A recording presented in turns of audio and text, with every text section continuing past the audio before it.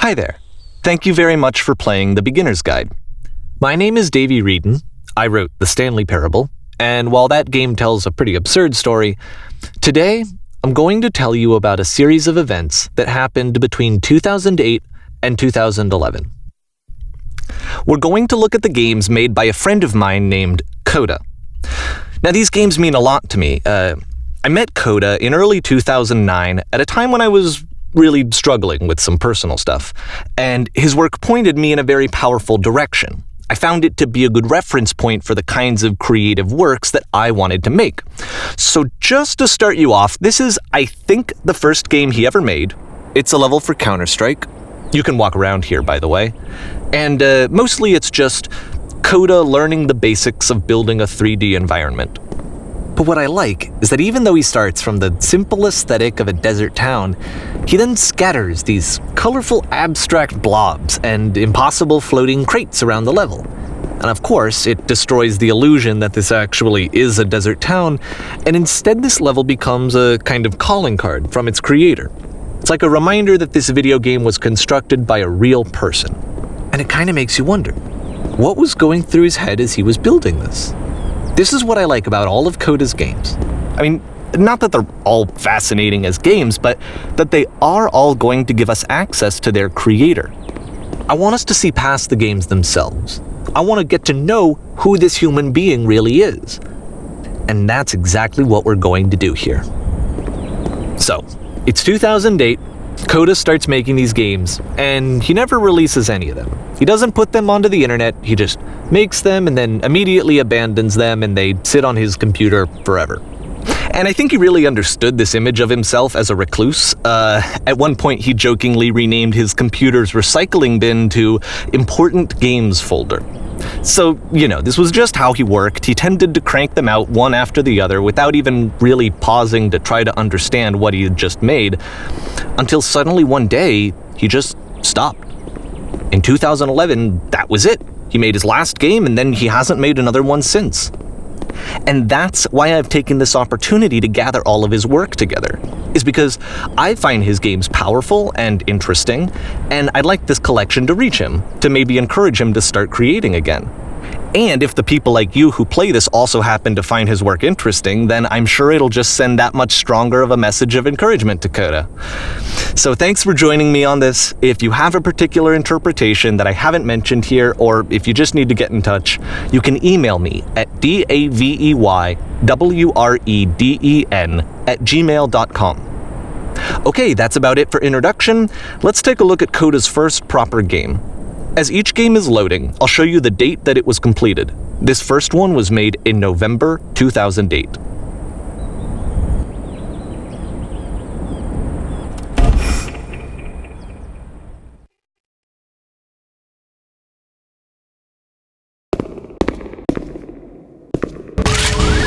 Warning.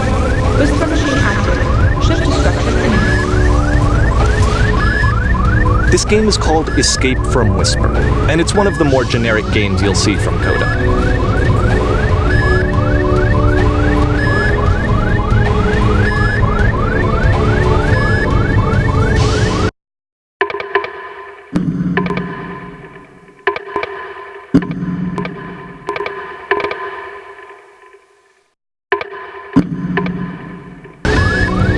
You can click to fire the gun.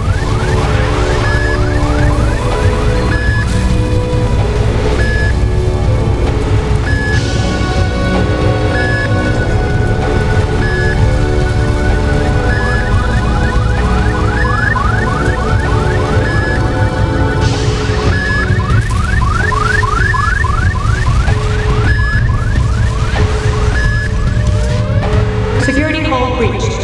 Hostile alien life forms inbound. It kinda looks like this game was abandoned mid-development. For instance, you have this gun, which you'd think would indicate that there are supposed to be monsters or enemies somewhere, but then clearly there are no enemies anywhere.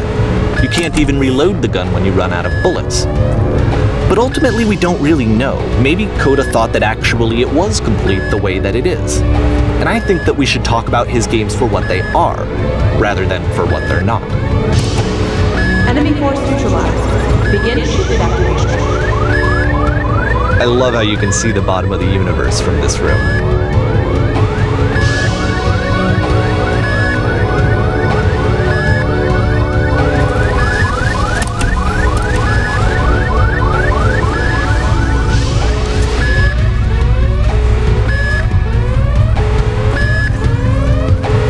Apparently, this space station has a labyrinth on it.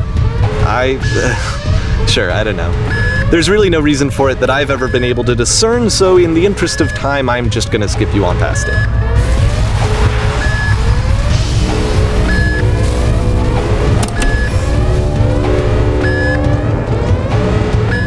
Okay, this is the part that's interesting. The game has this narrative about the whisper machine and how it has to be turned off, and then you get to the engine room.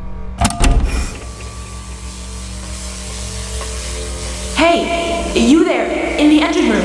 You could save us all. That beam is powering the whisper machine. We could disrupt it by introducing a great enough heat signature.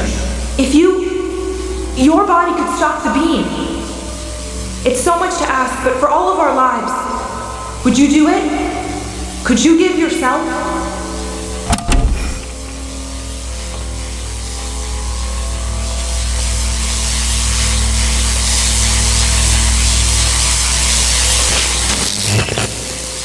Let me pause here for a second. What you just experienced, stepping into the beam and then dying, is probably what Coda had initially intended when he was developing this level. But when he first compiles and plays it, something goes wrong. There's a bug somewhere. And this is what happens instead.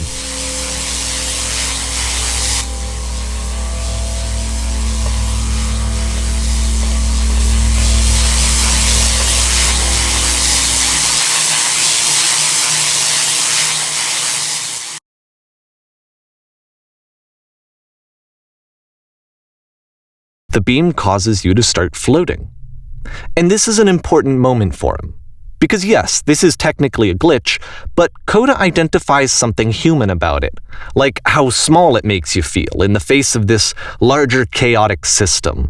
Or this floating could be the afterlife, a peaceful place, juxtaposed against all of the hysteria that you've just had to traverse. I don't even know. I have no idea what he was thinking, but what's clear is that after making this, something lodges itself in his brain. He wants to do more of these really weird and experimental designs. So he stops work on this and moves on to a stream of tiny little games that go in all sorts of directions. Let's go ahead and take a look at the first game he made after leaving this one behind.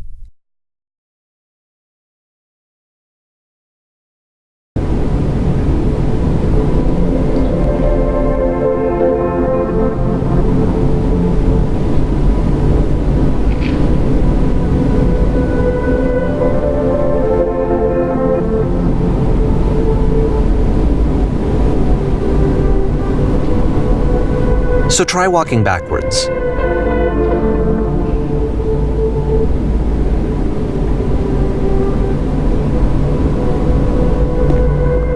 Yep, in this game you can only walk backwards.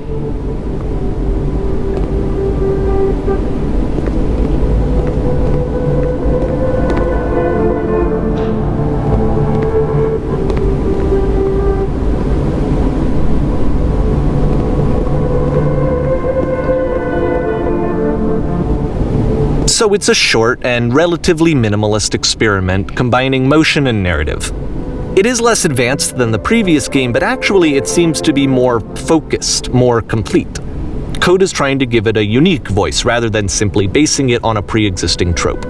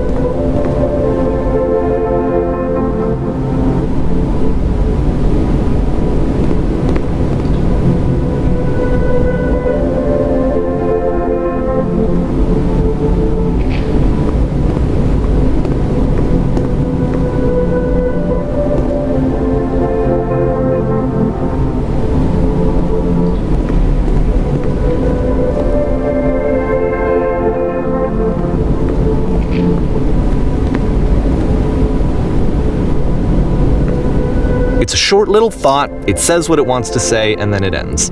Didn't need anything more than that. Which to me is why it works, because it gets out quick. Okay, next one.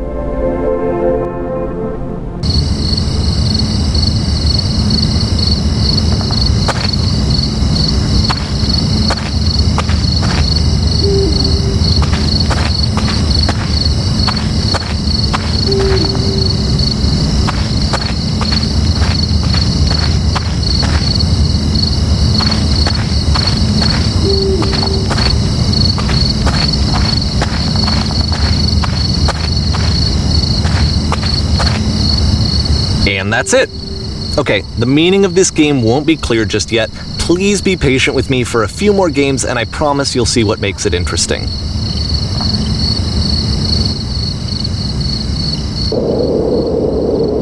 Oftentimes, Coda would put bizarre titles like this one at the start of his games. I wish I'd known him at the time that he was making these early games. He would really only talk to me about his work as he was making it. Once he stopped work on a game, that was it. It was dead to him. And I don't agree with that at all, but what are you gonna do?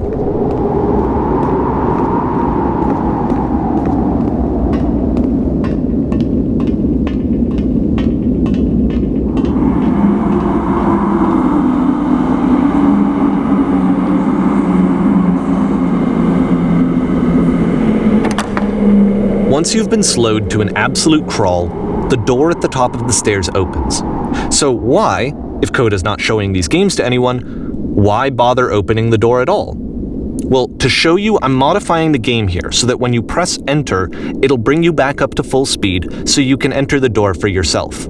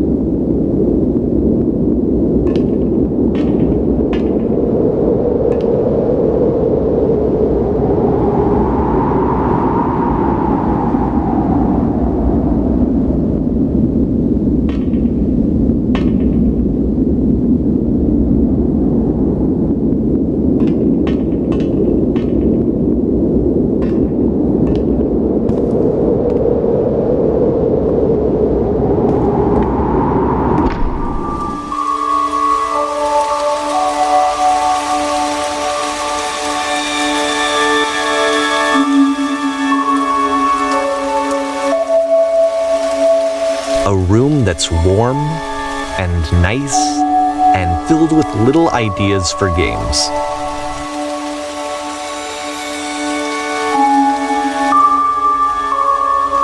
Coda would often tell me that he didn't mind if people thought of him as cold or distant.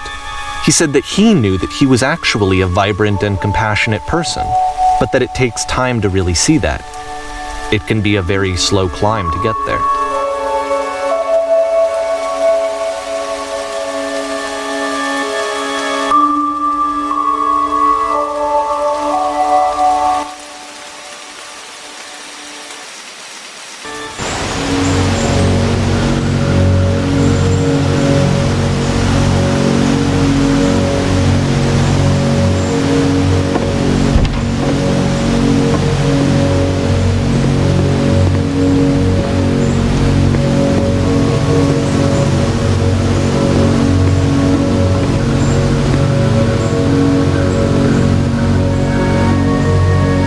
Well, this is new for Coda. It's an actual puzzle. Go ahead and see if you can solve it.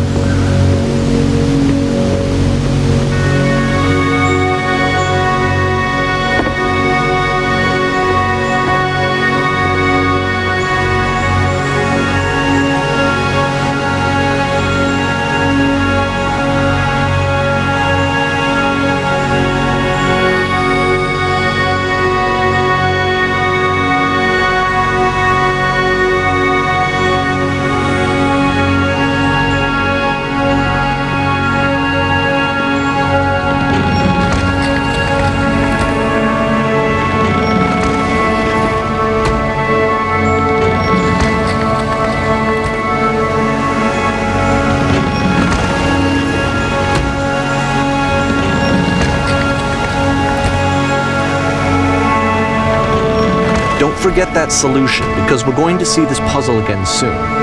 We're going to see it a lot.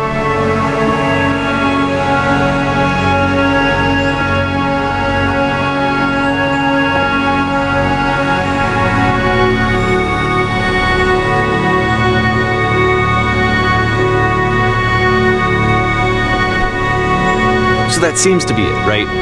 You walk down a corridor, you solve a puzzle, you get to the end. Simple enough. Alright, now I'm going to modify the game again so that when you press enter, it'll remove all of the walls from this room.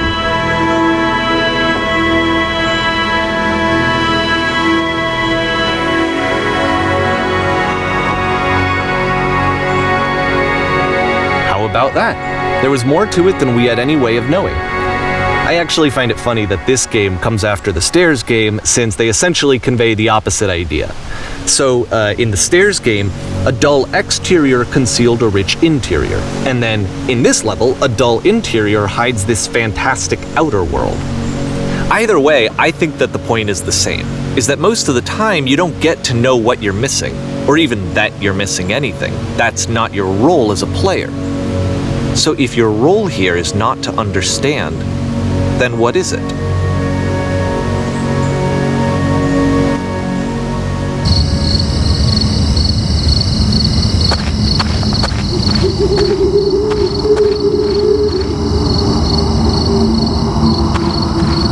Aha! So, this, combined with the entering game from earlier, tells us that Coda believes his games are connected somehow. It could even be that the stairs game and the puzzle game are literally connected in between this and the entering game. There's a bigger picture that all of his games are meant to play a role in. There's some larger meaning that we won't be able to grasp until we've seen all of them. And once we have, we can step back and start to understand what exactly that bigger picture is.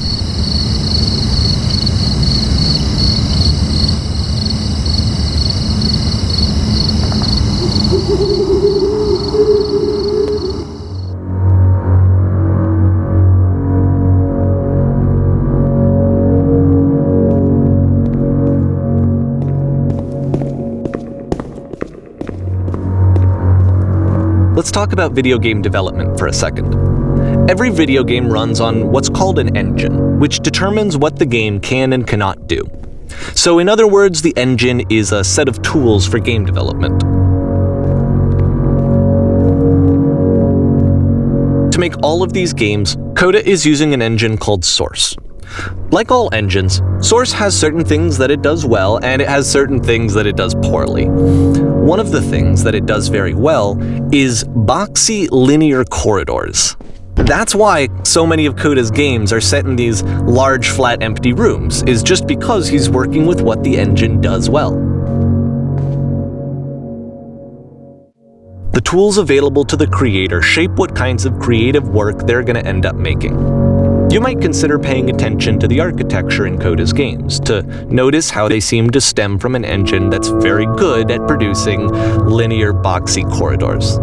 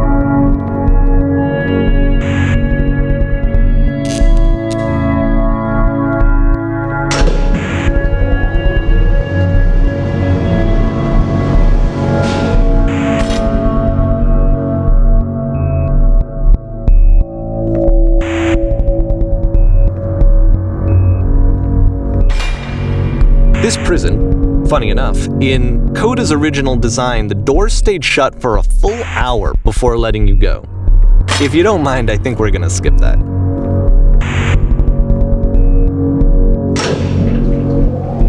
This is something that he and I used to argue about a lot. You know, whether a game ought to actually be playable, whether it means anything if no one can get through it. And I would always defend that, you know, all this work goes into the game, why not make it playable and accessible? And so we just got into heated arguments over it, and there was one time that after one of these conversations, he went home, and a day or two later, he sent me a zip file entitled Playable Games that was full of hundreds of individual games, each of which was just an empty box that you walked around in and nothing else. Believe me, I played every single one of those just to find out if there was like a gag hidden somewhere. There wasn't.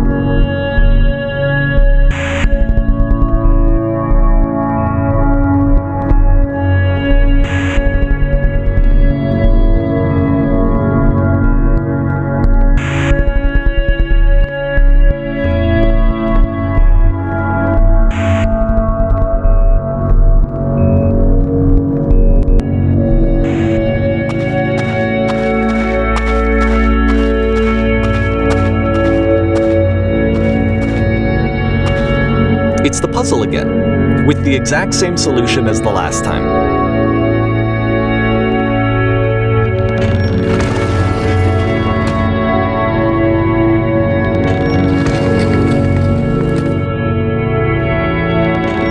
There's still no clear indication of what makes this puzzle so special that Coda is going to return to it over and over.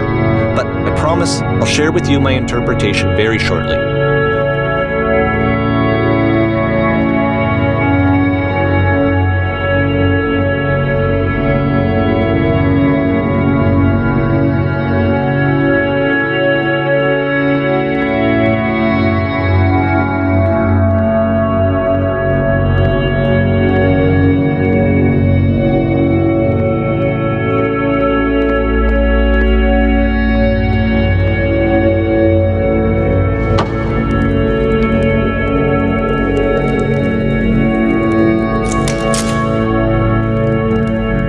Here, Coda begins using a kind of dialogue system that he fashioned out of the engine's chat capabilities.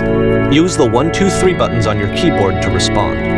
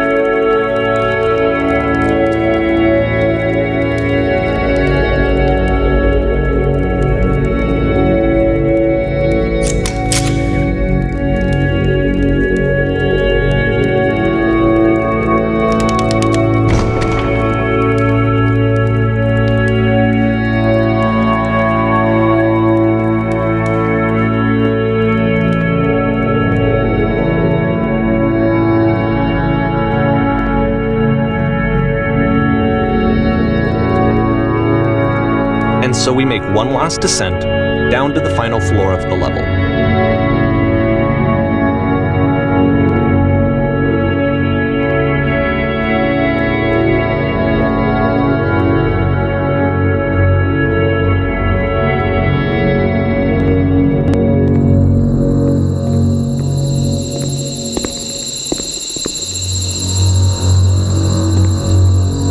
It's a lamppost.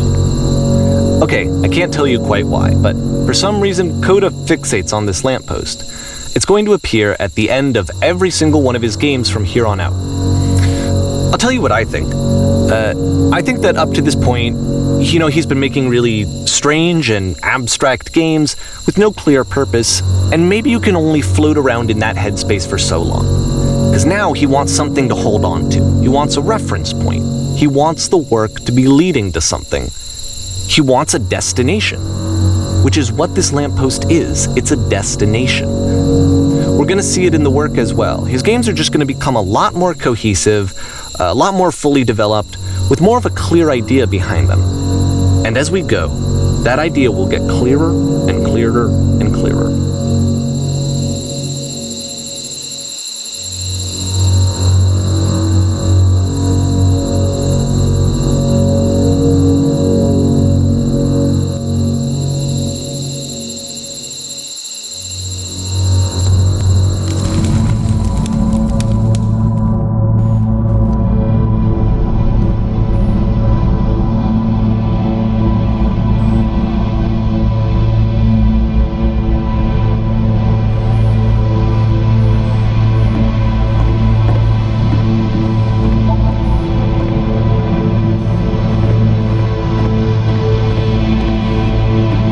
So first off, I'm sure you can deduce this, but this game is not connected to the internet.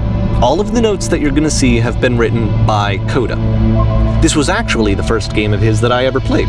This was shortly after I met him at a weekend game jam in Sacramento, where I grew up. I saw him working on this very level, and it was just so different from anything that anyone else was doing. So right away I was like, I have to be friends with this person. In retrospect, I think I was probably a bit too pushy, trying to get his attention. I was over-enthusiastic. But he was very gracious about it and very patient with me. And I cooled off eventually.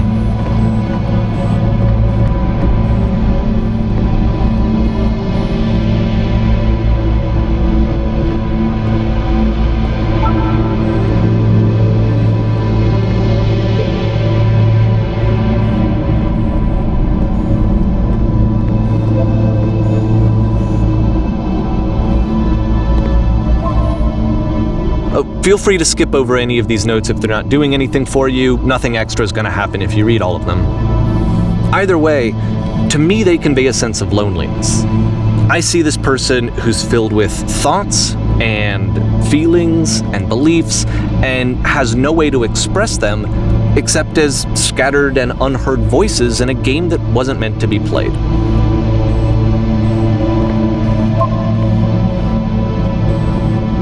But it's ironic, isn't it, that in playing this game and seeing how alone Coda often felt, that we get to know him better and actually kind of connect with him. And I have to be honest with you, this idea is really seductive to me, that I could just play someone's game and see the voices in their head and get to know them better and have to do less of the messy in-person socializing. I could just get to know you through your work. I think this is why I always liked Coda's games so much, is because it felt like they let me have that connection. I felt as though he was inviting me personally into his world. And then I feel less lonely too.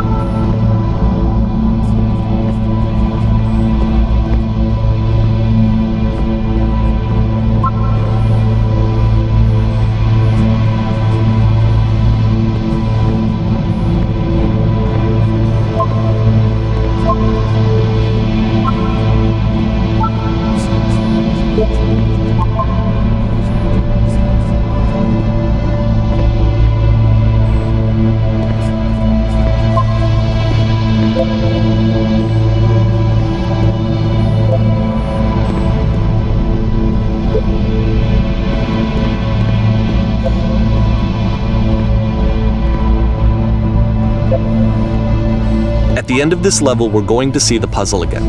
And here, I'll tell you what I think the puzzle means. Each of these games represents an idea that was on Coda's mind at the time that he was making it. And the puzzle is a way of closing the door on a previous chapter of his life before moving on to the next one.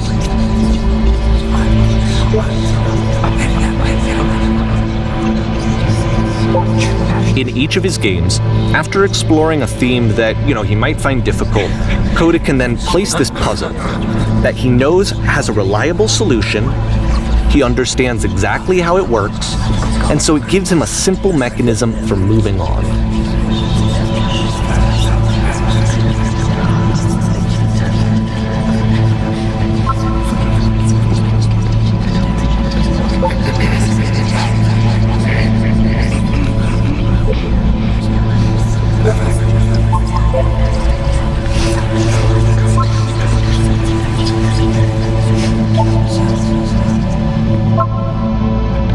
Because there's this dark area between the doors, a space between spaces, before you move on, you get to pause.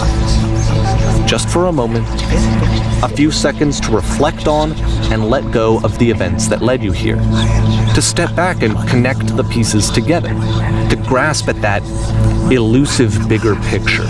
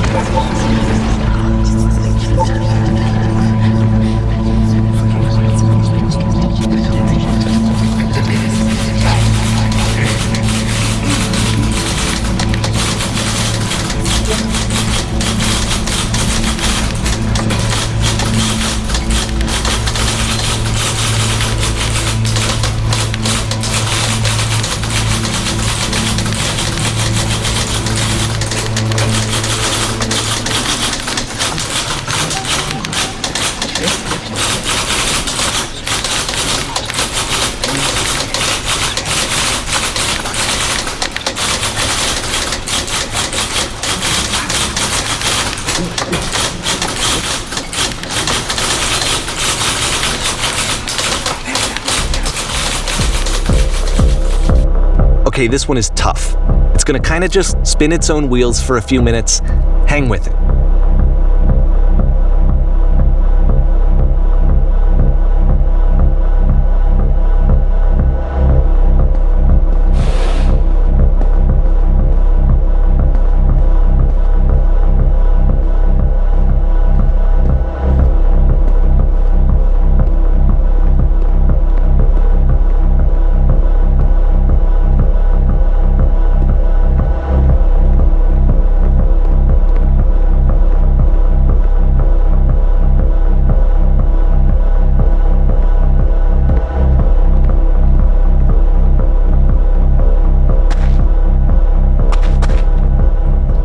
See, this is it, the whole game, and there's nothing that's particularly interesting about it. You just walk to the end of a hallway.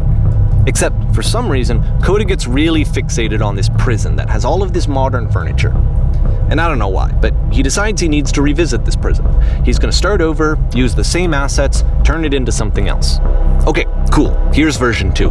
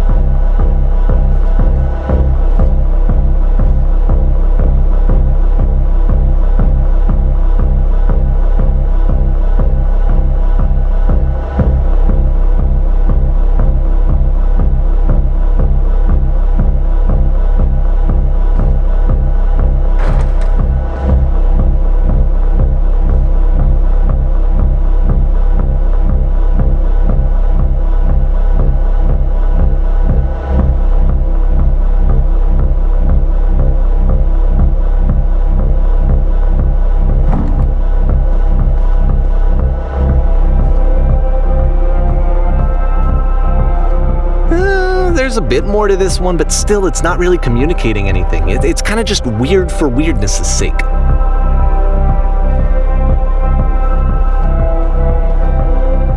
So okay, he throws it out and starts over. This time he comes at the prison idea from a different direction.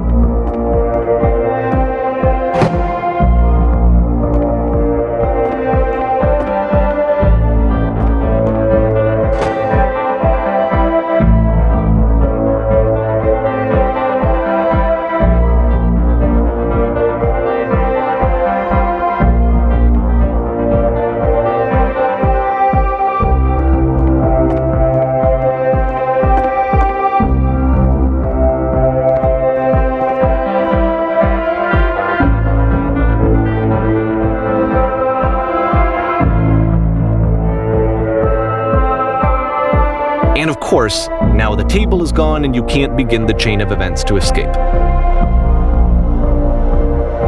Here's a version where there are no bars, but you can't actually get to the well. And then a version where the inside of the prison is the outside and the outside is the inside.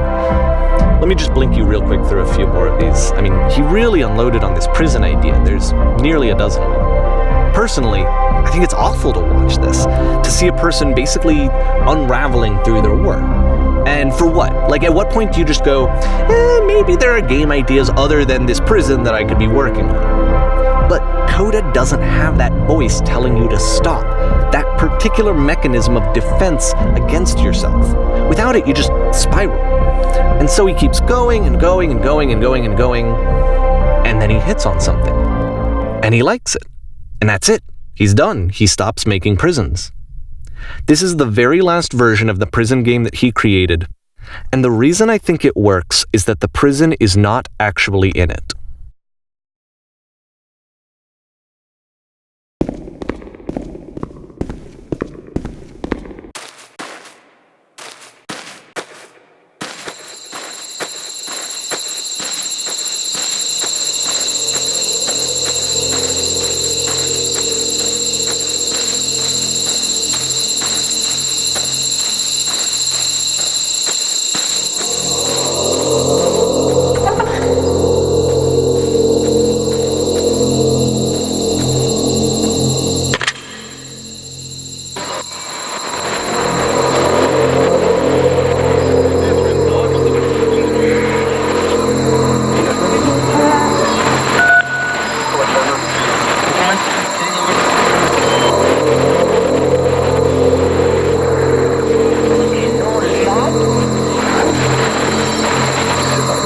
It's a conversation.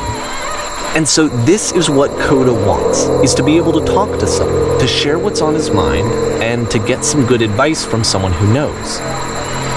But the irony is that even in this scenario, you're still talking to yourself. You know, all of these games so far are Coda talking to himself.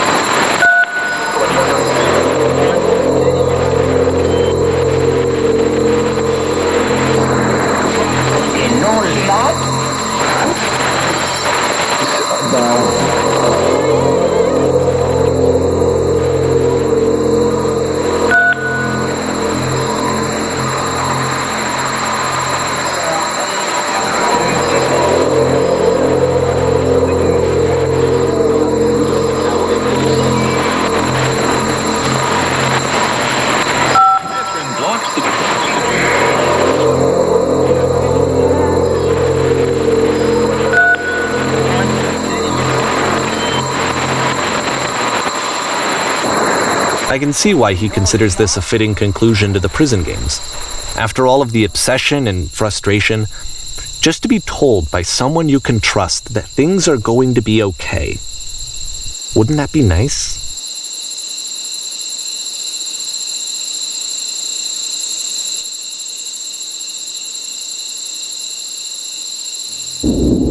So what would it look like if Coda wanted to make a game about talking to someone other than himself?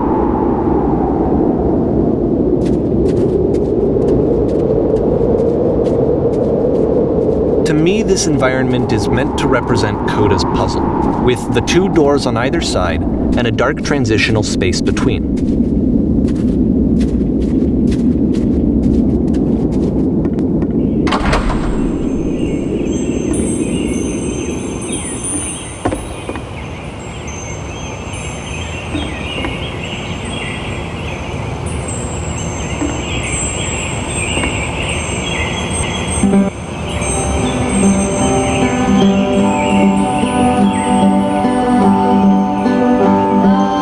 Notice that the quality of the art is a step up from previous games, including this new and improved chat system, which he started using from this point on. From here on out, he begins putting much more effort into the visual polish of his work, and this particular game took 2 months to create as a result.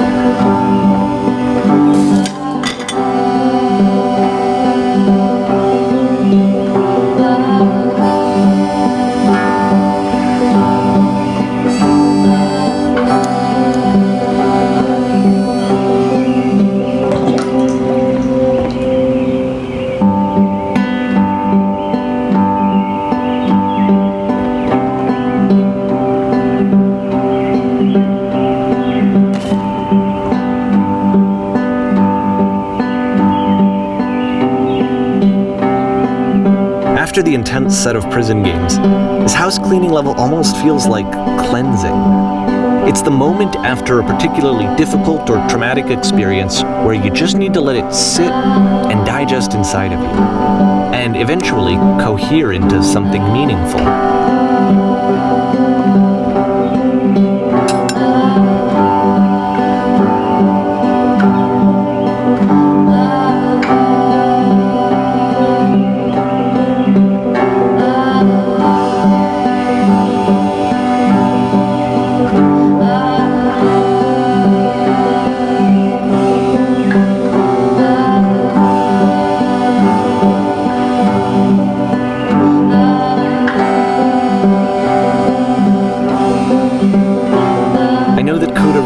This game.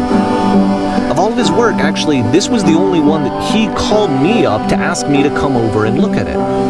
This was during a period of a few months where he was like grossly happy all the time, just walked around with a constant smile on his face.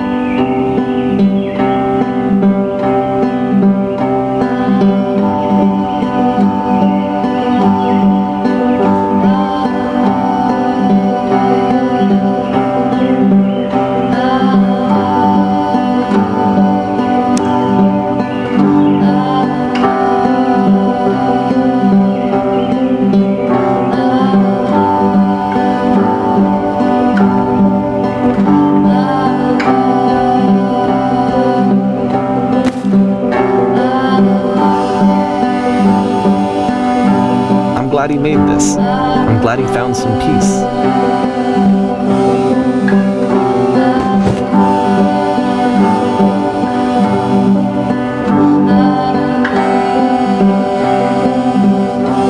But, of course, it can't last.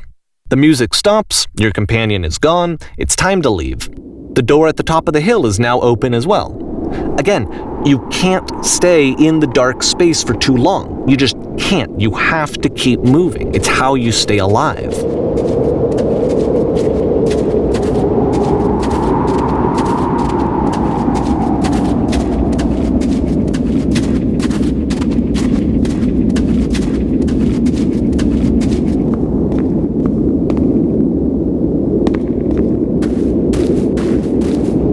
Which is the whole point of the puzzle doors, right?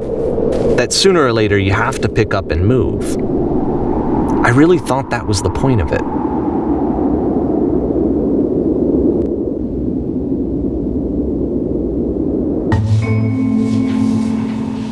This one gets a bit goofy.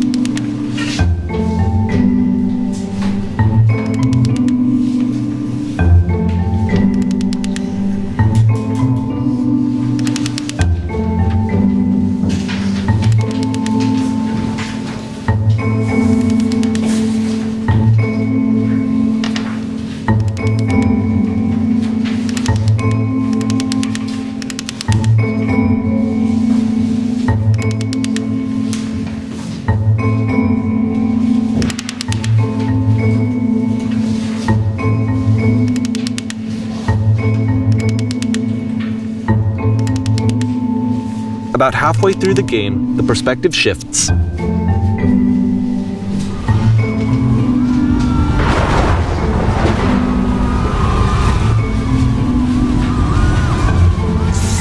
And you play as the teacher. And suddenly, you discover that your teacher is just as bigoted and afraid as you are.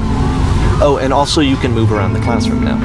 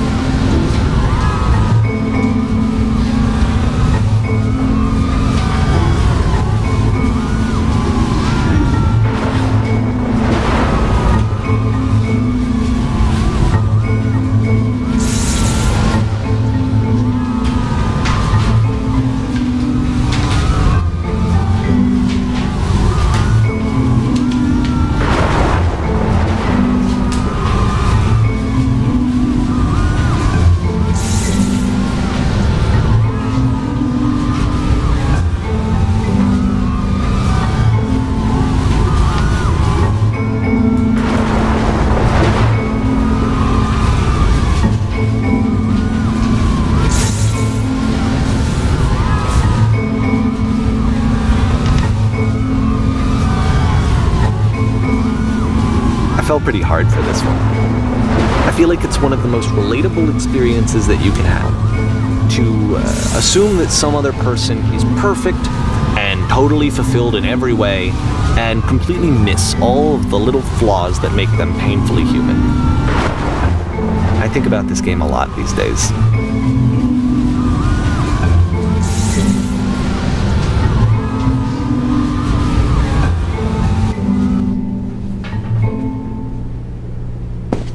This one took a lot longer than all the others for Coda to make. It was 4 months between this and the last one. That's twice as long as it took him to make any other game before this, and it's not like it's particularly complex, so I remember I found that a little strange at the time.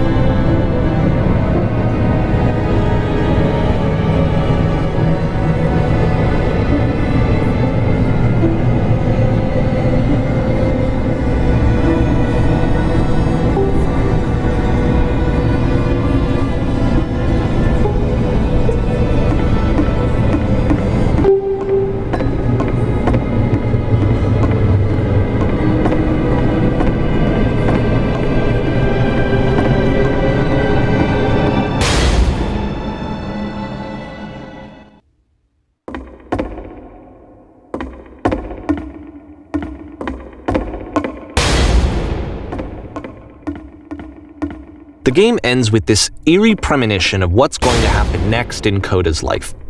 The solution to social anxiety, to fears of having to perform and having to chase success, the answer for Coda is to withdraw, to hide himself away. Which is what leads to scenarios like the stairs that slowed you down several games ago, where it just becomes harder and harder to access Coda's inner landscape because he keeps retreating. He just keeps backing away from possible connections to anyone other than himself. And to be honest, I didn't consider it very healthy when I first played this game. You know, it looked to me like he was trying to justify the idea of just disconnecting yourself from the world. And that wasn't what I wanted for him or for his games. Because I feel like a lot of his games are inviting me to connect with this person, to bring him closer. But what can you do? After this, Coda went off and took another 5 months to make a new game.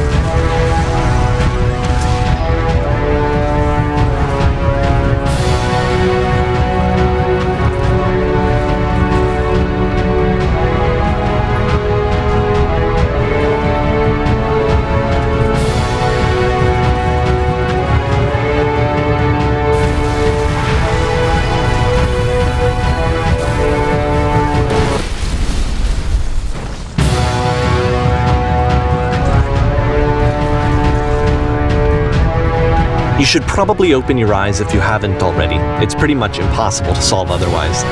And there is a solution, by the way.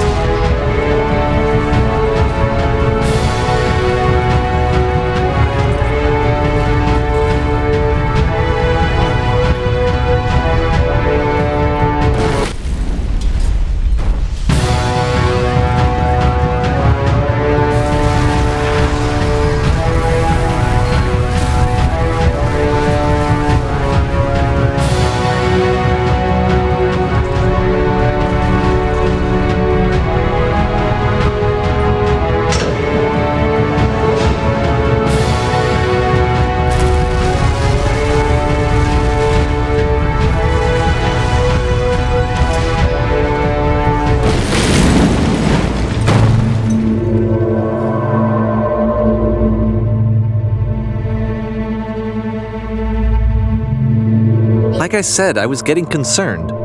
First off, he's never been this explicit in his work about exactly what he's thinking. So where's that coming from? But then even weirder, his work has potentially stopped being an outlet for him. Not like he's having trouble iterating on ideas, but he literally just can't think of new ideas anymore. And in person, he was being a lot more distant than usual. Like, you know how sometimes a person will just deflect anything that you say in order to keep themselves disconnected all the time? It was that kind of thing.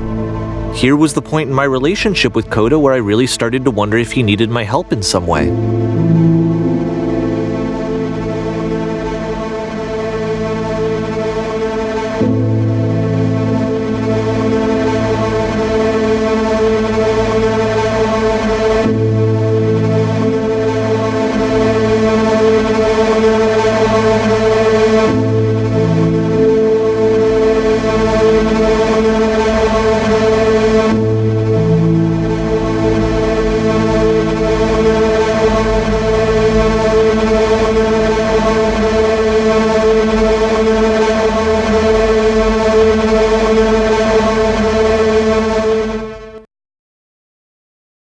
His games are going to get more desperate from here on out. After this game, it's almost 6 months before he finishes something new.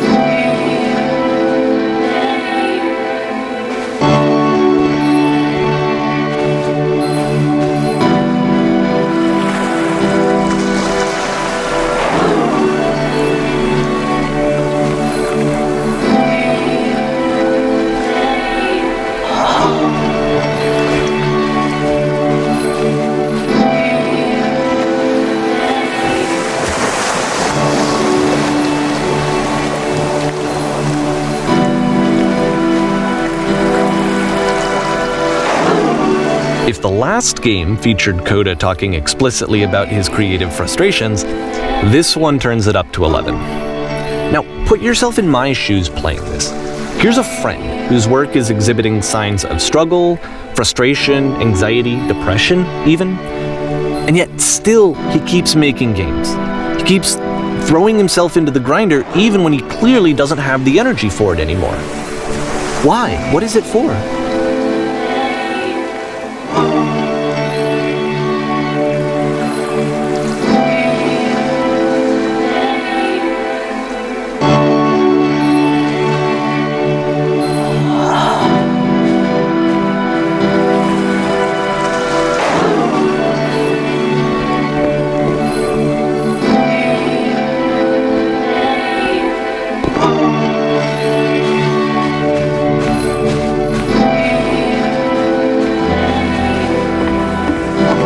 Because from my perspective at the time, and just what I knew of him, this was a result of how isolated he was. He was in his own little bubble, just sitting at his computer all day, not really showing these games to anyone, not releasing them onto the internet, and so he didn't have anyone outside of himself to connect with. He had no outlet to ground himself on.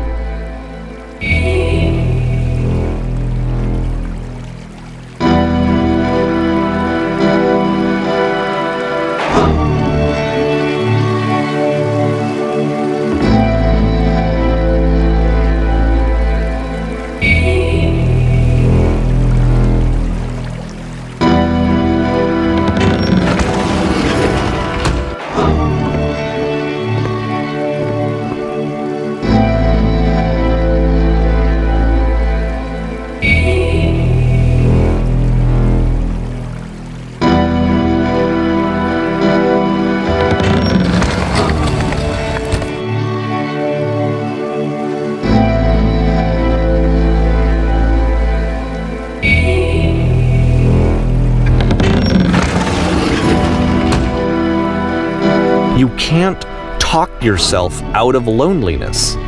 It doesn't work that way. You can't be the one writing both the questions and the answers. Then there's no movement. Then there's no circulation. If all of your anxieties are being channeled into your work, then if the work ever fails, you have no backup and you're just going to crash.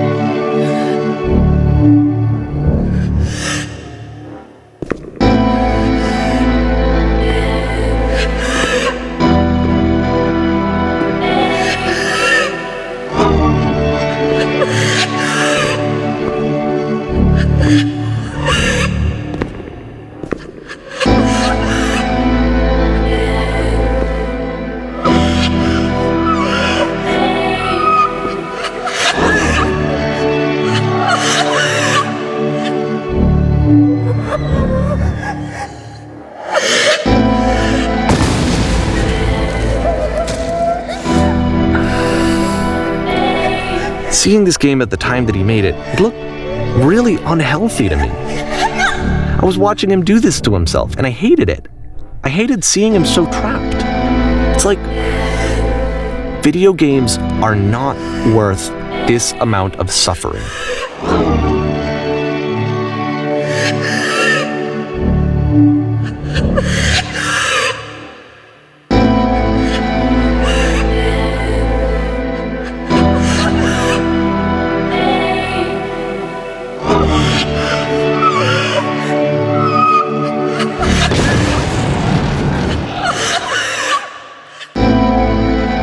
This is someone I really cared about. And I used to get so much joy out of seeing him create. For him to suddenly become angry and frustrated like this, it was the worst thing for me.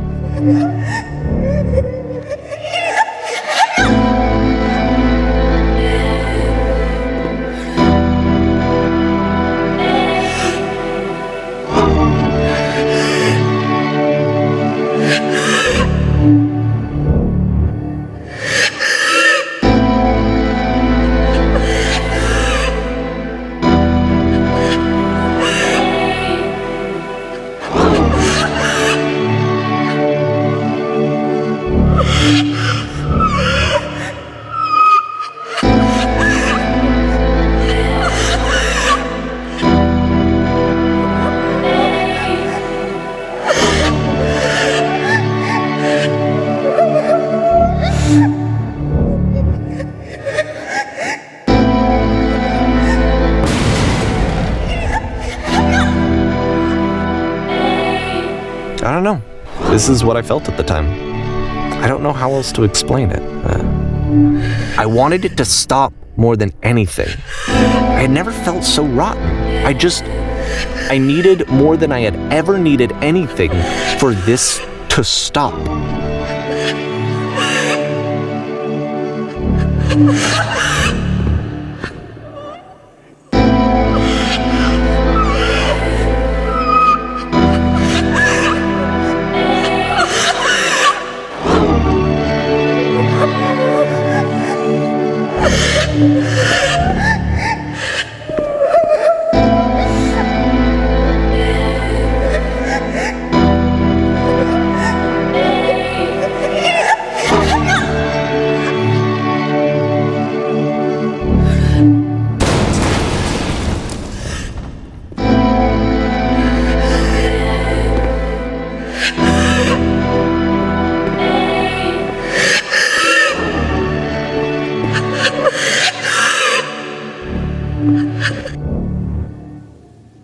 But it didn't stop.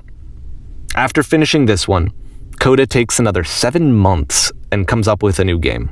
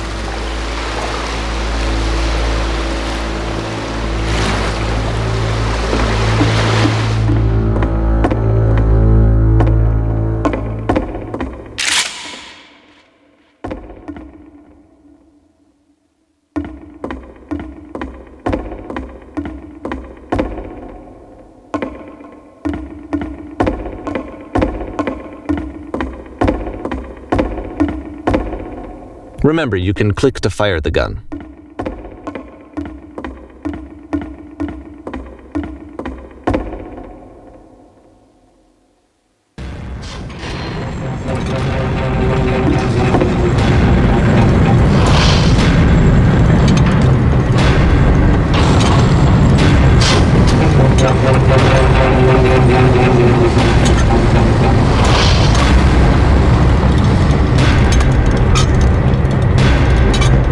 So now the work is becoming self-destructive. And I'll tell you, at the time that I first played this game, shortly after he made it, here's what I'm thinking to myself. I'm thinking that code is stuck in his own head, and that it's having a very negative effect on him, and that all he needs to do is just start showing his work to people, to get some actual feedback on his games. It might get him out of isolation. And so, as I'm thinking this, I realize that I could be the one to initiate it. Because it would never occur to Coda to start actively soliciting feedback, so what if I did it for him? If he could see the difference it would make to have more actual conversations with other human beings, would that bring him out of his mental spiral? Would it give him confidence in himself? Would it bring meaning back into his work?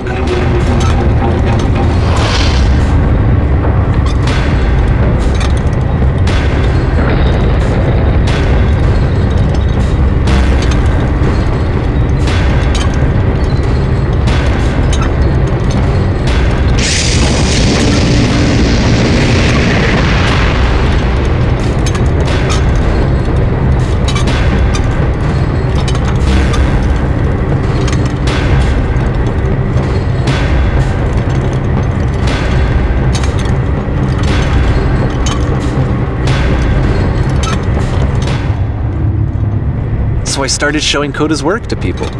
I took this one, and the islands which you just played, the theater, the notes, the house cleaning game, and some of the prison escape games. I brought them to people that I knew and trusted. I asked their opinions. And the great part is that they really loved his games. You know, the point of it all was just to give him some external reference point, but they genuinely loved his work. There was nothing for him to be afraid of.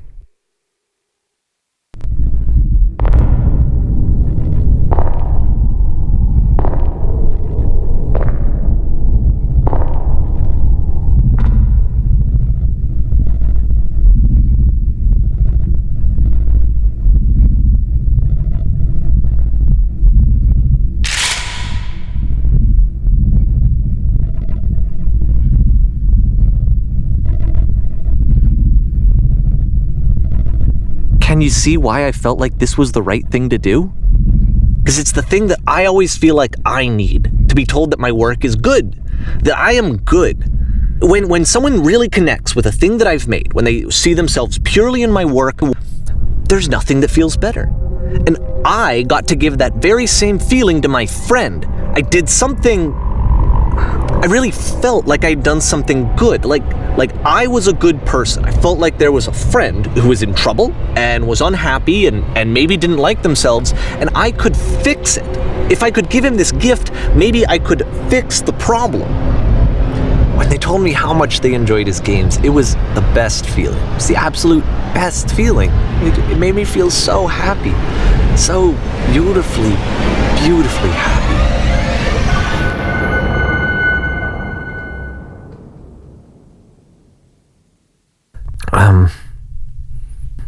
So anyway, Coda finishes this game, and then really he just kind of takes off for a while.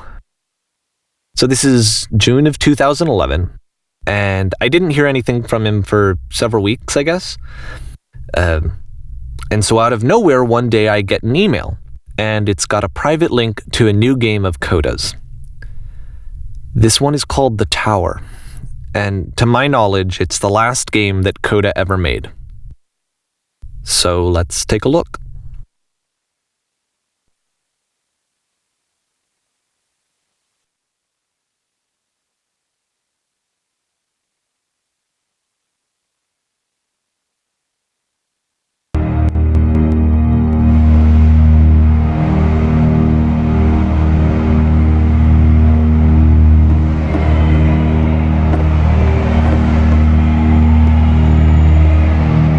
this is where I have trouble saying anything meaningful about Coda's work.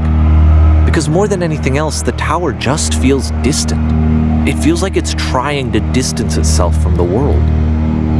It's a very cold game.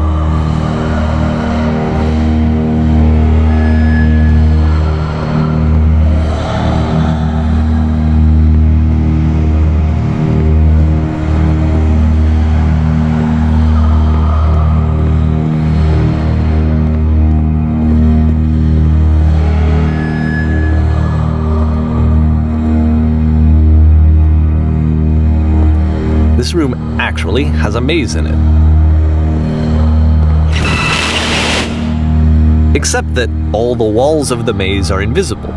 And then every time you touch one of the walls, there's this awful flashing and noise, so the experience is really miserable. The game goes beyond not being meant to be played, it actually seems to despise the player for trying to play it at all. But I do want to show you the rest of the level, so when you're ready to continue, press enter and I'll put a bridge over the maze.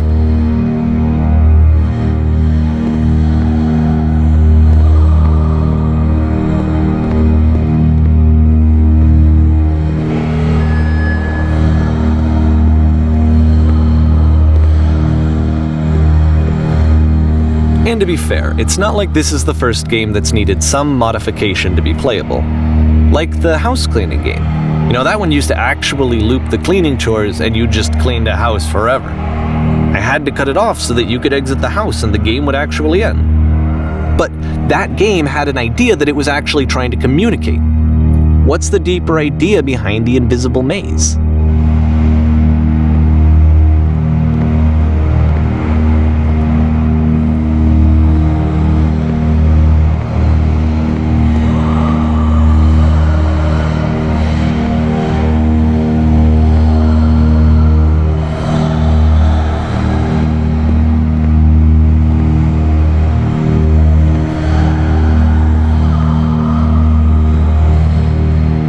The only way past this challenge is to randomly guess the 6-digit code.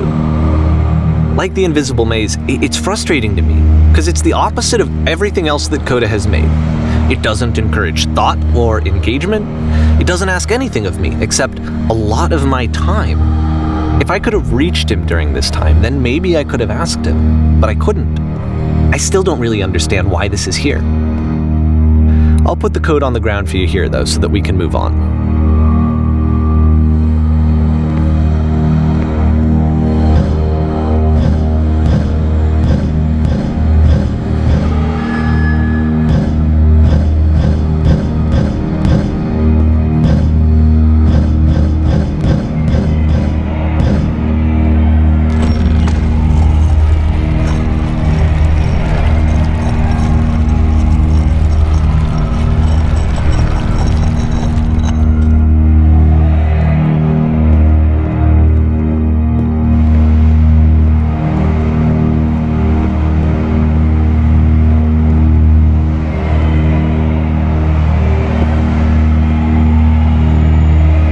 The switch to open this door is actually on the other side of the door, meaning that it's literally impossible to solve from this side.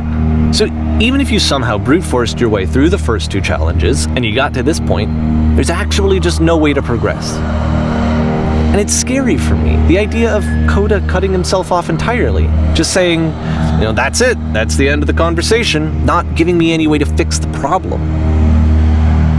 I feel like a failure, I guess, when I can't fix the problem. But I can open this door for you, so let me do that.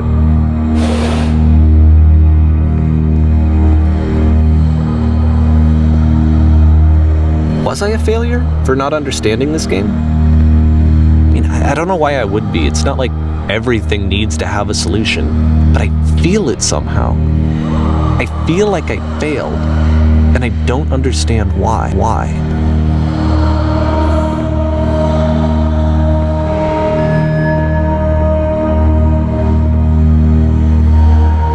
I remember, it's June of 2011, I'm playing this for the very first time, and as I'm playing, I'm thinking to myself, I don't know this person. I have no idea who this person is. It wasn't the guy I knew, it wasn't my friend.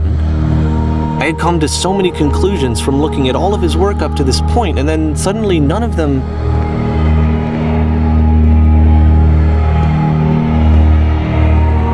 I had been trying to, though. That was the thing. For years, I was trying to get to know him, to understand who he actually was and what he stood for. I asked him so many times to please just tell me what his games mean to him. I asked him please to tell me what the 3 dots mean.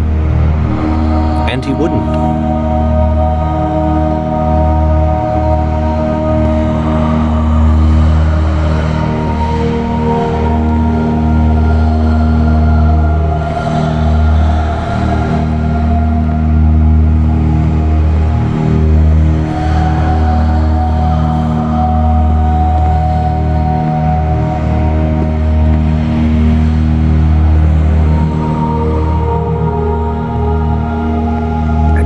Felt so strongly that if I could have connected with him, that if I could have somehow made his work my own, that I would finally be once and for all happy. It was that I needed to see myself in someone else. I needed to be someone other than me.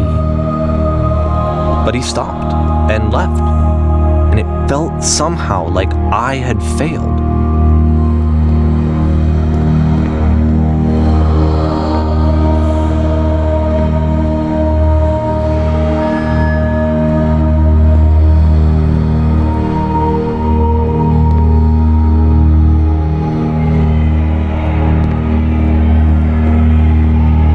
Did I screw up?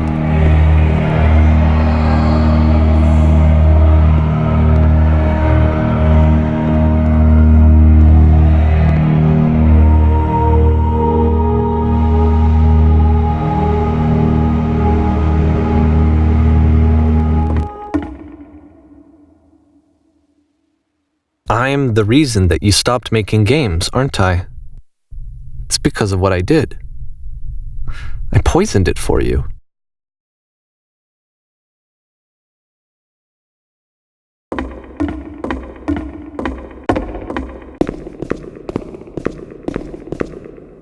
I don't think I ever told you this, but when I took your work and I was showing it to people, it actually felt... it felt as though I were responsible for something important and valuable.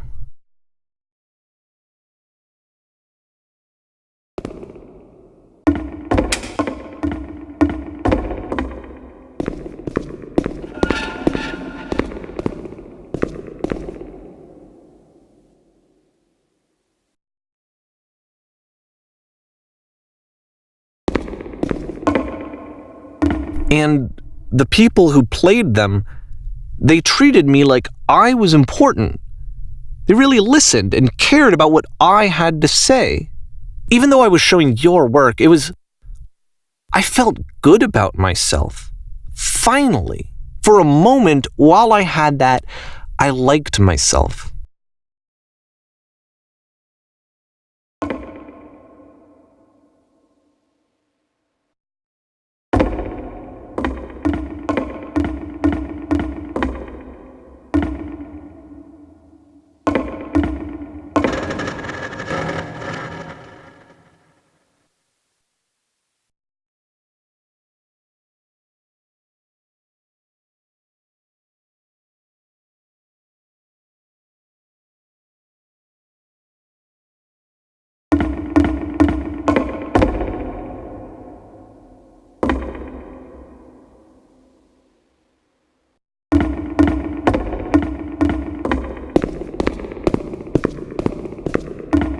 And then you stopped, and I didn't have anything left to show people. I just had to be with myself. And as soon as that happened, there was no feeling at all. Nothing. Less than nothing. What does that mean?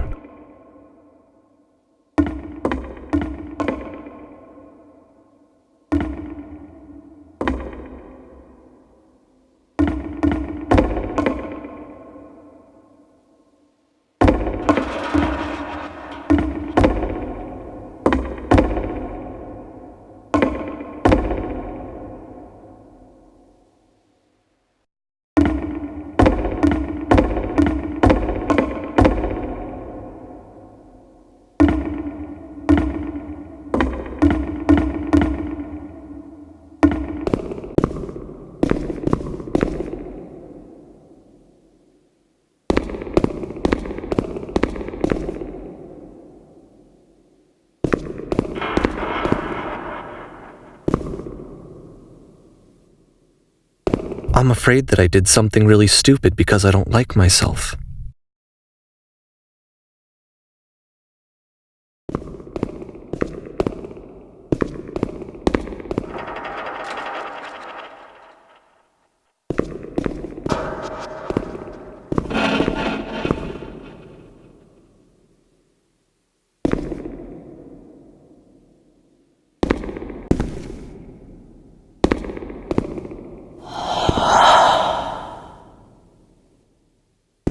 That's why I'm releasing this collection of your work, is because I haven't been able to find any other way to reach you. I've tried everything.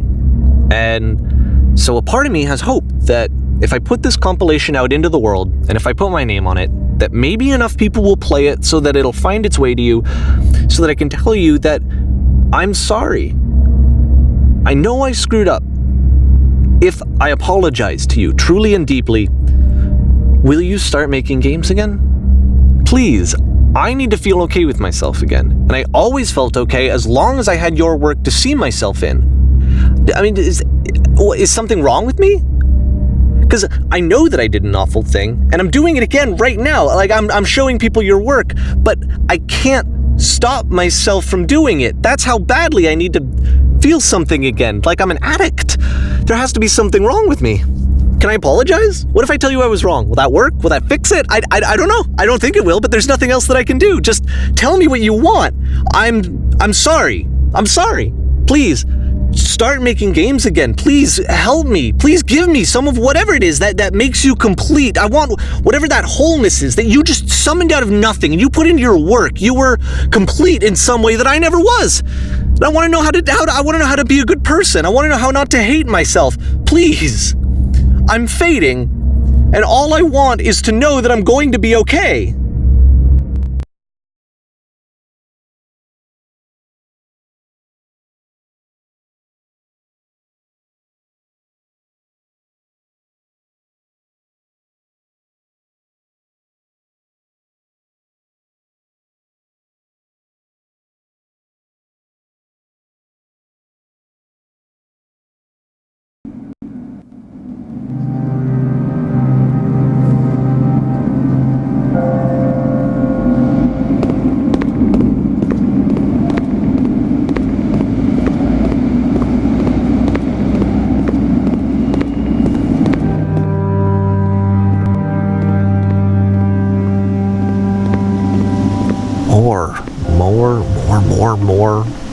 More love, more praise, more people telling me that I'm good. Always more. It's like a disease.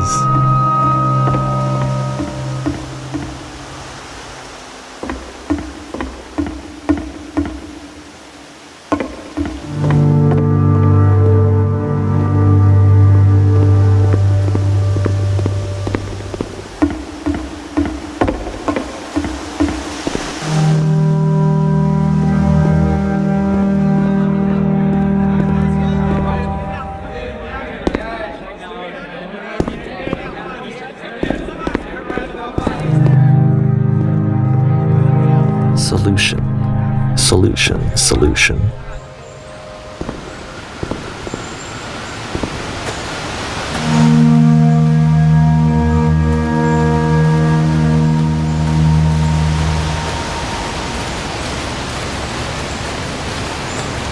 I guess if someone had told me ahead of time that he just really enjoyed making prison games, maybe I wouldn't have thought he was so desperate.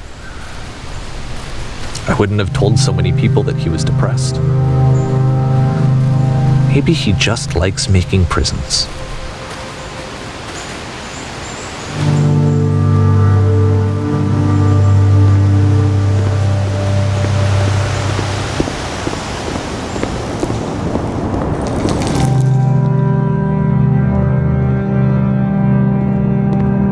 Even now, the disease is telling me to stop. Don't show people what a shitty person you are. They'll hate you.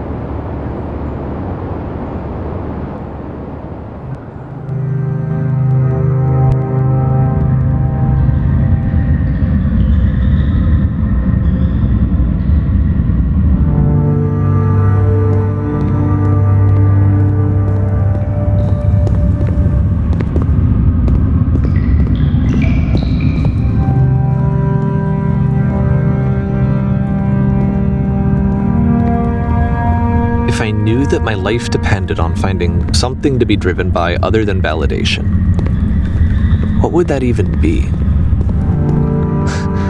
It's strange, but the thought of not being driven by external validation is unthinkable. Like, I actually cannot conceive of what that would be like.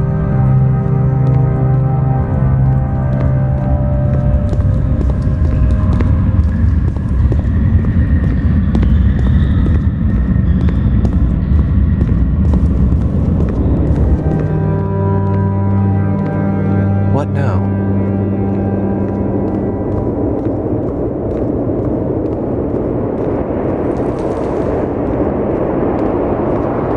I think I need to go. And I'm sorry, because I know that I said that I would be here and I would walk you through this, but I'm starting to feel like I have a lot of work to do. I have a lot that I need to make up for, and so I'm just gonna... Okay.